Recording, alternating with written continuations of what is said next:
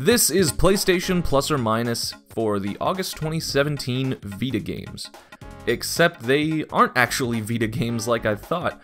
Downwell is on the Vita, but Super Motherload is actually only on PS4 and PS3, which is odd, but whatever, doesn't really matter. Let's get into the reviews. First up, Super Motherload. So, I don't know about all of you, but I have many a fond memory of playing the original Motherload on Miniclip back in the 2000s. There was something cathartic about those X-Gen Studios classics, Motherload, Stick RPG, and Defend Your Castle, just to name a few of the big ones. These were simple games, full of repetition and simple upgrade systems, and Motherload was always my favorite of the bunch. So to see it remastered and modernized here almost 10 years after the original game's release, it made me pretty damn nostalgic. I even went back to Miniclip to give the original one a try and, oh gosh. Yeah, I just stick to the new one for now. This game is pretty damn enjoyable for what it is. And what it is a game about mining rocks, selling them, and upgrading your little mining ship to more efficiently mine rocks.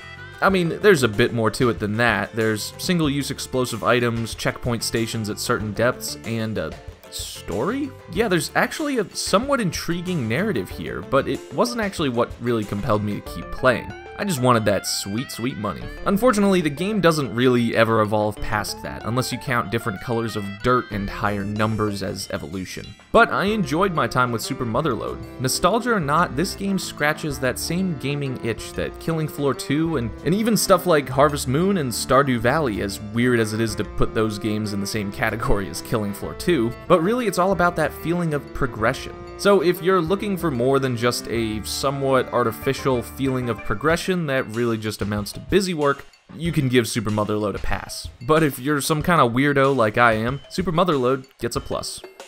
Also, does anyone else think of Lawrence from Funhouse when they look at this guy? And finally, we have Downwell. Bit of an underground theme with these games, huh? Well, that's about the only thing these two games have in common. Super Motherload was slow and all about consistent progression and was basically just a job. Downwell is a fast-paced, beautiful, and uniquely designed roguelike. The controls and ideas in the game are pretty simple, but Downwell manages to get a great amount of depth out of them. Yeah, the game's mechanics are deep, just like the setting, haha, everyone who's talked about this game has already made that joke, I think. The goal of the game is to get as far down this procedurally generated well as you can in one life. Die, and you start from the beginning.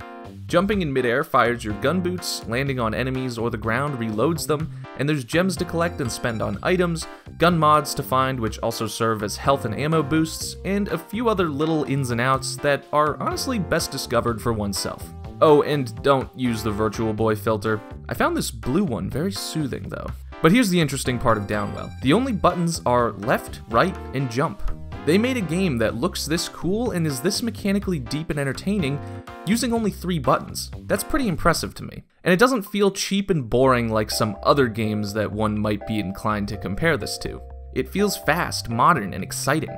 The start of the game is a lot of fun as you just hop down the well and are left to figure things out on your own. And it gets even better later when you start feeling the flow of the game and you stop thinking and start just playing.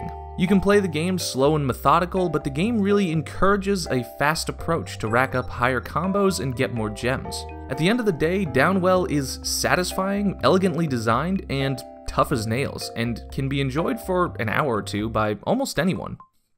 Downwell gets a plus. This has been PlayStation Plus or Minus for August 2017. I hope you enjoyed the reviews. Like, comment, subscribe, do all the YouTube things, and I'll see you next time. Thanks for watching.